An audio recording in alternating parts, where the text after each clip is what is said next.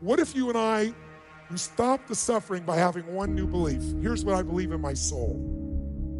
Life is always happening for us, never to us. See, think about that. Progress is an aliveness to it, doesn't it? You don't have to work at changing. People say all the time now, well, I'm working on changing. Don't worry about it. You don't have to work on changing. Change is automatic. Your body's going to change whether you want it or not as the years go by. What is it that prevents people from doing the things they already want to do in life? The most basic answer, I'm sorry it's so simple, but it's true, it's fear. People make it this complex process. This woman's told me that I don't understand why they don't do this, why I feel this way. I said, it's called fear. Everybody's afraid we're not enough. Everybody's afraid we're not rich enough, smart enough, young enough, quick enough, fast enough. It's human nature. But the secret is to do it anyway. I know that sounds so simplistic. My work when I'm working with somebody is showing them how to condition themselves, like building a muscle, so that What you want, the faster your brain can get you there. the secret is, have you become conscious about your decision making? Because this breakthrough session is, really, you want to change your life, make new choices. New life comes from new choices, but you got to make conscious choices. The people in this particular television special, Melissa and her husband, they really found themselves in a place where they were both making decisions, Melissa and Rick, that were unconscious. When you make decisions about what to focus on and what things mean and what to do, and you're unconscious, you get pretty terrible results usually. Now, we've all done this. I do it still. We all do. But if you want to change your results, you got to become more conscious in your decision making. So think about it. What you focus on, you will feel. Whether it's true or not. You focus on how people don't care, you're going to feel they don't care. Second decision you make is, what do things mean? So you focus on something someone does and you come up with a meaning, and the meaning is, no one loves me. The meaning is, they're trying to take advantage of me. Depending on what meaning you come up with, and you get to choose the meaning of anything. For some people, they say, this situation happened with the economy, and what that means is, I'm going broke. Somebody else said, the situation happened with the economy, guess what? That means I'm going to work harder, I'm going to be more creative, it changed everything. Everybody else is going to quit, so we're going to dominate the marketplace. For people to do it. Is this the end right now, or is it the beginning?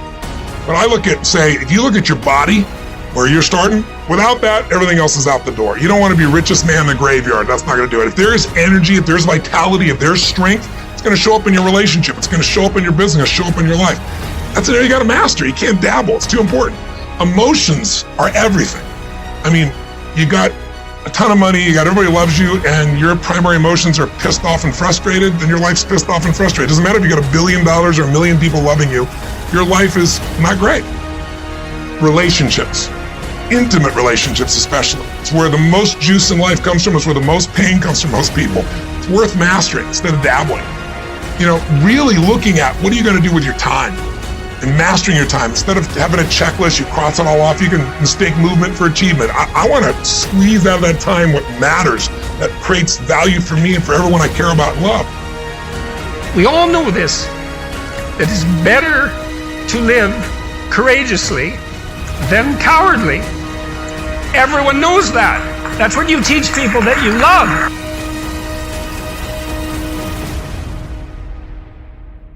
And we know that it's better to live truthfully than in deceit. And you can tell that too, because that's also what you tell people that you love. And we know that you should pick up your damn responsibility and move forward. Everyone knows that. It's part of our intrinsic moral nature. And that nature is there. I call it the cookie jar. You have to remind yourself. We all have a story. All of us have gone through very hard times. But when we're in a hard time, our mind has a way of forgetting what all we've overcome. I have a way of taking 1 second when I want to quit and saying, okay, you endured this. So I look at my life and how I came up as the ultimate training ground versus most people look at it as why? Woe is me. God, why? Right, exactly. Why? Right. I had to flip this upside down and say, hang on a second. God was training me to be one of the baddest men on the planet Earth. That's how this was my journey. It's not difficult to communicate to people about this. Like, everyone knows that you wake up at 3 a.m. when you've let your life go off the rails, and that you berate yourself for your uselessness and your cruelty and your failure to take the opportunities that are in front of you. And if you were the master in your own house, in some sense, the captain of your own destiny, if there was no intrinsic nature, well, that would never happen. You'd just let yourself off the hook. There'd be no voice of conscience tormenting you.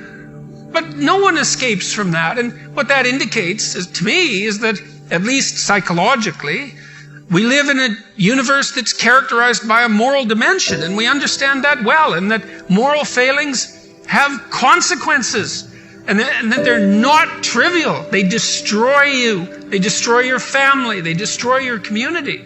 And you can tell people that, and they listen because they know. They don't know they know. That's the thing, and maybe that's the thing about being an intellectual. You have the opportunity to articulate ideas that other people know, they embody, but they can't articulate. The very nature of being a human being is we are built to progress. We know that the human brain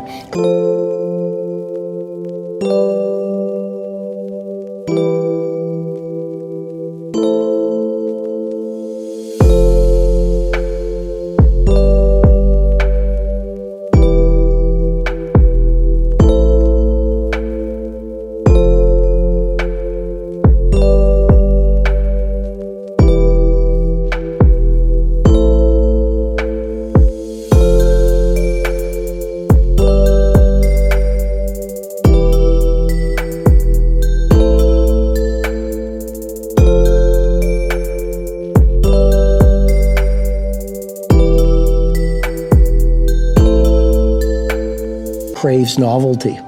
And we are most alive, we have the most energy, we are most intimate with our best selves when we're progressing towards our mighty mission. So I think we all want. I think what's happened on the planet right now is there's been a great seduction and a great brainwashing. When we are kids, we want to be astronauts. We want to be billionaires. We want to be history makers. We want to do all our dreams.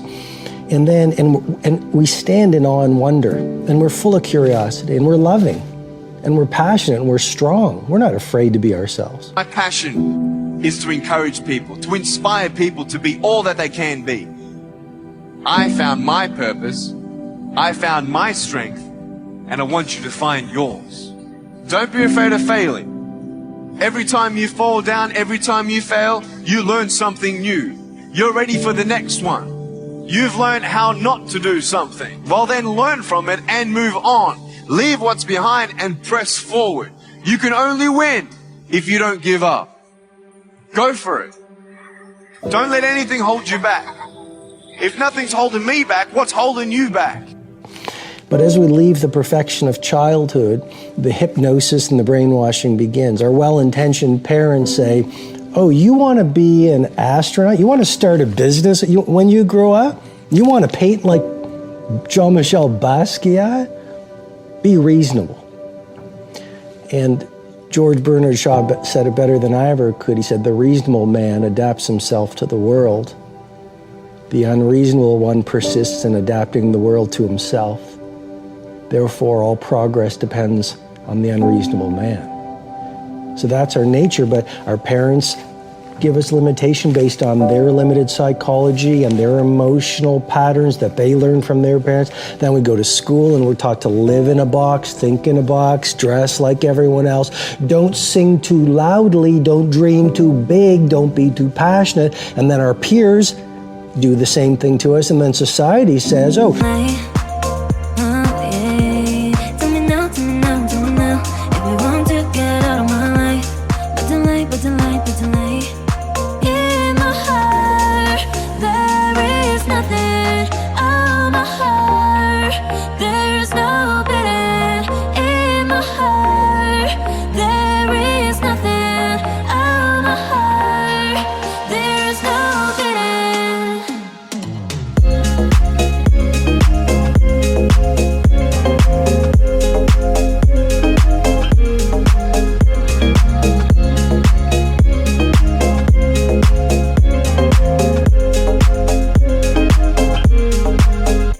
genius is the realm of genetics, not everyday people, which has been dismissed by some very good science. The 10,000 hour rule that we all know from a Florida State University professor, Anders Ericsson, it just confirms so much. So do something you're very passionate about, and don't try to chase what is kind of the hot passion of the day. I do think we all won. I think what's happened is as we've left who we truly are, we've contracted. And now it's all about staying safe in the world versus going out there and letting our brilliance, our primal genius shine. And a lot of people just have stuffed that pain of disappointment and their doubt really deep inside. And they just are addicted to distraction and escapes because they don't want to deal with their potential that they've denied.